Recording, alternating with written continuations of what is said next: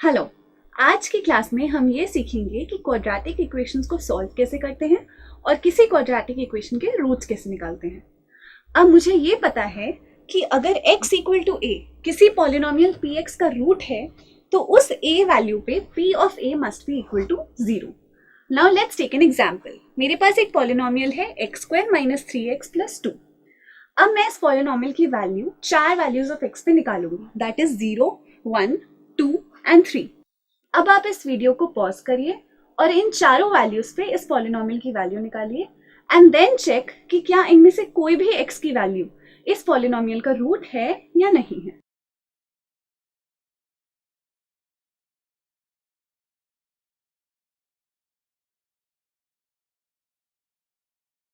अब अगर आपने ये कैलकुलेशंस करी होंगी तो आपके पास ये आंसर्स आए होंगे।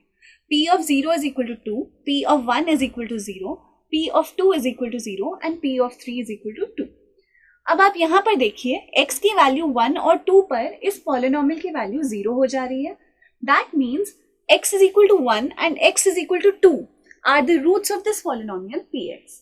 और हम ये भी जानते हैं कि अगर x इक्वल टू a किसी पॉलिनोमियल का रूट है तो x माइनस a उसी पॉलिनोमियल का फैक्टर होगा। तो यहां से हम ये कह सकते हैं कि x minus 1 and x minus 2 इस पॉलिनोमियल px के फैक्टर्स होंगे।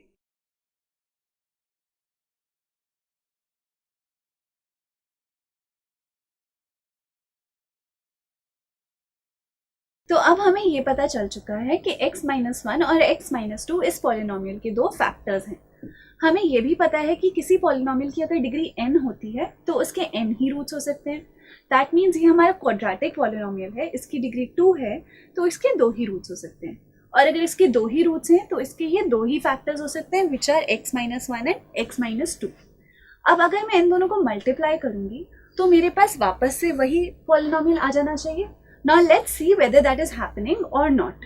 अगर मुझे इन दोनों टर्म्स को मल्टीप्लाई करना है तो पहले मैं इस वाले ब्रैकेट के फर्स्ट टर्म को x माइनस 2 से मल्टीप्लाई करूंगी और फिर सेकेंड टर्म को भी x माइनस 2 से मल्टीप्लाई करूंगी। इसको अगर मैं एक्सपैंड करूंगी तो ये वाला टर्म मेरे को दे देगा x स्क्वायर माइनस 2x और ये वाला टर्म मेरे को दे देगा माइनस x प्लस 2।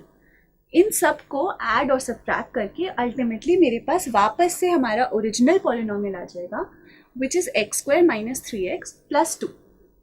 इससे हम ये कंक्लूड कर सकते हैं कि अगर हमारे पास क्वाड्रेटिक पॉलिनोमियल के दो फैक्टर्स हैं तो हम हमेशा उन दोनों को मल्टीप्लाई करके वापस से अपना क्वाड्रेटिक पॉलिनोमियल ऑब्टेन कर सकते हैं। लेकिन अगर आप ध्यान से देखेंगे तो इस वाले एग्जाम्पल में हमारे लिए बहुत ही आसान था इस पॉलिनोमियल के रूट्स निकालना। हमने ट्रायल एंड एरर से चार वैल्यूज डाली और आसानी से हमें पता लग गया कि x minus 1 x is equal to 1 and x is equal to 2 इस पॉलिनोमियल के रूट्स हैं। बट कई केसेस में ऐसा होगा कि रूट्स निकालना इतना आसान नहीं होगा और हम इतनी आसानी से ये पता नहीं लगा पाएंगे कि किसी भी क्वाड्रेटिक पॉलिनोमियल के फैक्टर्स क्या हैं। तो इन जनरल किसी भी क्वाड्रेटिक पॉलिनोमियल को हमें ये पता होना चाहिए कि हम कैसे उसके फैक्टर्स निकाल सकते हैं ताकि हम उसके रूट्स निकाल पाएं। और ये दोनों चीज़ें आपस में इंटरलिंक्ड है। हम दोनों फैक्टर्स को एक्सपैंड करके पॉलिनोमियल ला सकते हैं और पॉलिनोमियल को फैक्टराइज करके दोनों फैक्टर्स ला सकते हैं।